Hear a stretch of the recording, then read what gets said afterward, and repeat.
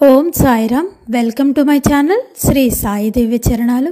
బాబా గారి అనుగ్రహంతో మన లాస్ట్ వీడియోస్లో నగేష్ ఆత్మారాం సావంత్ గారి కోసం, అలాగే దాదాసాహెబ్ కాపర్డే గారి కోసం తెలుసుకున్నాం కదా. ఇప్పుడు బాబా గారి మరొక భక్తుడి కోసం తెలుసుకుందామా.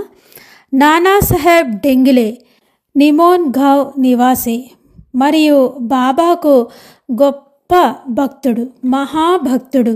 అతను బాబాను గాఢంగా ప్రేమించేవాడు మరియు బాబా తరచుగా షిరిడీకి కేవలం 1 మైలు దూరంలో ఉన్న నీమ్గావ్లోని అతని ఇంటికి వెళ్ళేవారు. నానాసాహెబ్ డెంగిలే ఇంటికి.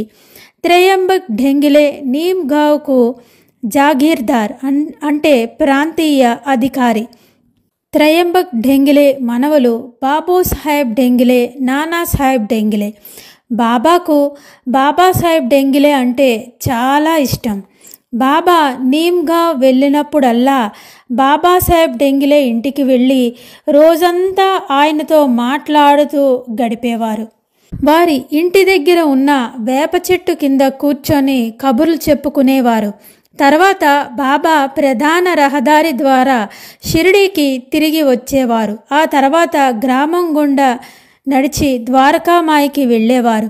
బాబాసాహెబ్ డెంగిలే తమ్ముడు నానాసాహెబ్ డెంగిలే, అతనికి సంతానం కలగలేదు కాబట్టి అతను ఎప్పుడూ మనసులో విచారంగా ఉండేవాడు. 2వ వివాహం చేసుకున్నాడు, అయినా సరే పిల్లలు కలగలేదు.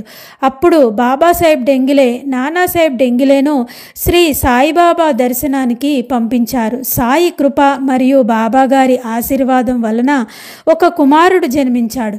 అప్పుడు అహ్మద్ నగర్లో నుంచి నానాసాహెబ్ డెంగిలేకు ఆ రోజుల్లో ప్రభుత్వ అధికారులతో ఎంతో మందితో పరిచయం కలిగి ఉండేవాడు.